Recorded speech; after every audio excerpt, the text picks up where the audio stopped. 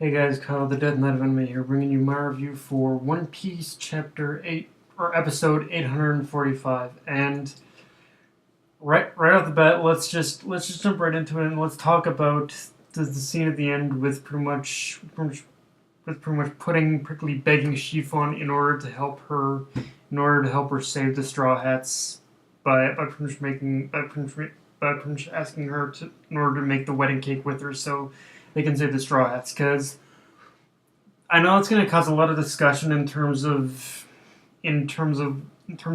where putting herself kind of stands in terms of, is she good, is she not, and I'm not gonna lie, guys, it's a little bit more complicated than pretty much her just. It's pretty much her. It's a little more complicated than pretty much her just being good or bad now. In fact, you're In fact, well, let's just say that what is going to come out of this is basically One Piece pretty much making, pretty much putting his whole mind state, putting his pretty much whole mindset right, putting whole mindset from here on into a bit of a running joke. Like, I'm not even joking. Like like pudding is going to go back and forth, but it's going to be a bit of a running joke, and I'm not gonna. It's going to be turned into a bit of a running joke, and I'm not going to spoil much from there. But yeah, just keep that in mind, guys. Um. But anyway, to get right into the other stuff. First off, I won't. When I pretty much saw the preview for this episode, I thought that this was going to be one of those episodes where the pacing was going to be super slow in the beginning and only pick up near the end, but this episode actually kind of surprised me because, well, it wasn't the greatest episode. There was a lot of issues with it. The episode itself had me invested in little chunks and portions of the episode. There were moments where, there were a lot of moments in the first half. There were some moments in the first half and some moments in the second half that actually that for me were actually pretty much legitimately good moments. But I'm not gonna even lie though. It's kind of a double-edged sword because both the first half and the second half of the episode had their good moments. For pretty much every good moment, there was also a bit of a slow moment in order to accompany it. But yeah, pretty much the episode it was a bit of a mixed bag in terms of the pacing, at least for me anyway. Um, and Nami. I just gotta say, of all the characters in this episode, like, Nami was once again the MVP of the series in this episode, and that's something I think I've really come to like about, actually, looking back on the material of this in the anime.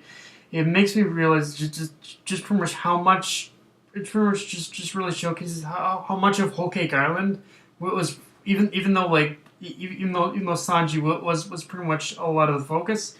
It also made me realize just how much of the Whole Cake Island arc in general, how much of the Whole Cake Island arc had some amazing showcase, how much of it actually showcased what an amazing character Nami is. Like, Nami in this episode was just amazing. Like, everything from Nami using her knowledge and skills of the weather to just flat out manipulate, in order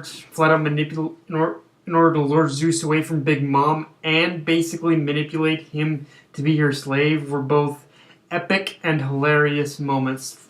For her in this episode, and I think it also helped. Like I said, it helped to reinforce as to why Nami is an important member of the Straw Hats, and why she's and why pretty much Oda created her as a main character of the Straw Hats. Like, a lot of people don't like Nami. I know there are the Nami haters out there, and that's fine if you don't like her personality. But in terms of her use, in terms of her importance to the show, it really is. It really shines through in this arc for me, and it just, yeah, like Nami was not.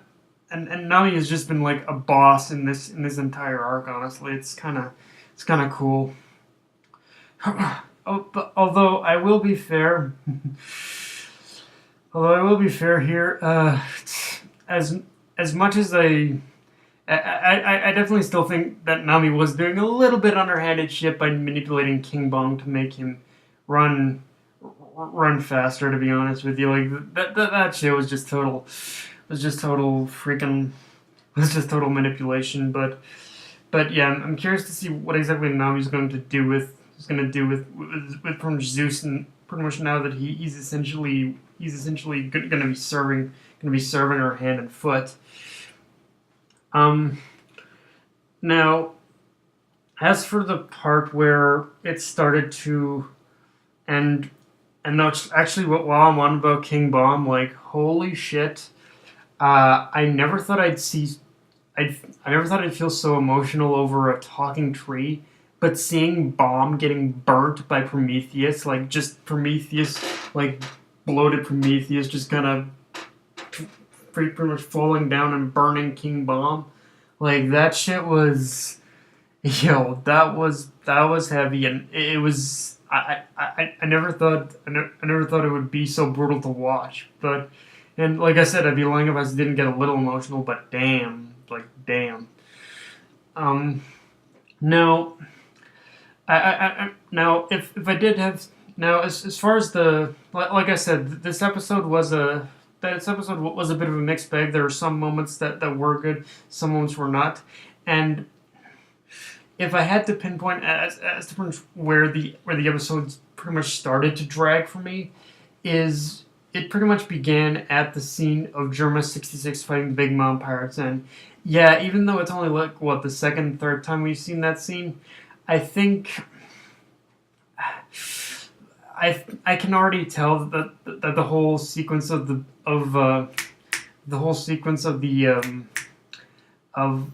I can already tell now that the whole sequence of the Germa pretty much fighting Big Mom Pirates is gonna be like the main source of padding for a while, but yet I'll be honest, I'll honestly, if I had to choose as to what they were going to focus on in order to pad out the episode, I definitely take that over like anything else. To be honest with you, it's weird to say, but I'll definitely take seeing I'll definitely take seeing the Germa 66 kicking ass than anything else in terms of padding. Although I'm sure we're gonna get some other type of padding here soon too. Um, and just when you think Big Mom couldn't get any more monstrous, we see her subvert King.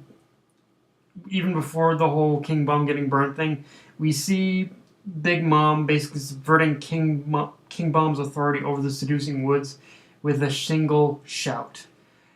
Uh, yeah, that's one of those scenes that had me going, yeah, Luffy, how do you think you would be able to defeat Big Mom again? Because I think this episode just reinforced the Yonko are fucking pirate gods. And Luffy, if nothing else, I hope you learn one thing from this experience. Your crew alone is not enough to take on Yonko.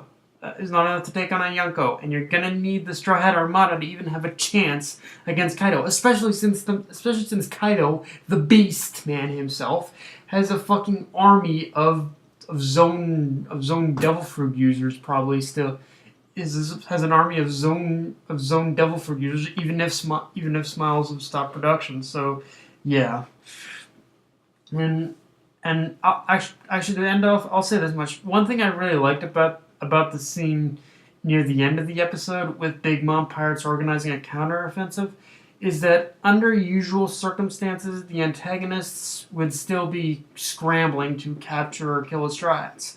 But in this case, the Big Mom Pirates are taking their time, covering all the angles that they need to in order to make sure Luffy and the others can't get away, which it's One Piece, and in the end, the protagonists are gonna escape regardless. But in this case, I think it was kind of nice to see the arc's main baddies actually trying being a little more methodical and a lot more strategic in order to say, okay, this is what we need to do in order to prevent them from escaping. Like again, we know Luffy and the Strats are gonna escape, but it's kind of nice to actually see the baddies put a lot more thought into, okay, what are we gonna do to try and prevent them from escaping? So, yeah, it's kind of one of those things where I actually kind of liked how the big mom pirates are being a lot more calm and a lot more methodical about how they're going about their plans right now.